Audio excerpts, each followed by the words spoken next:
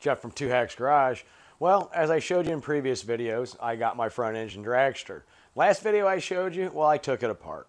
As I said in that video and the last one, I do want to document as much as possible with this. It's kind of a journey for me. It's kind of a journey for Jimmy, revisiting his past and getting back into it. This video is going to be pretty simple, guys. We're going to load this thing up. We're going to take it to Jimmy's shop, and we're going to get his take on what he thinks initially, what he wants to see and what to do, so you can kind of get an idea of what we're going to be doing. Now, that's always subject to change. Him and I will put our heads together, and we'll, off camera, talk quite a bit. Some of it, talking about is what can we do in the time frame we're looking at, what can we afford? Money's always tight these days. And honestly, guys, how safe do we want to make it? Obviously, the name of the game is to go fast, but you also want to do it in a safe way. We're going to talk more about that down the road. But for now, guys, you know what we're going to do? We're going to get this thing loaded up. As you can see, it's been raining in the background.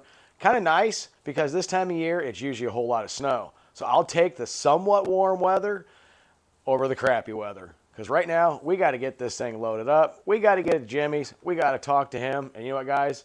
Got to get the rest of this torn down. See you in a few.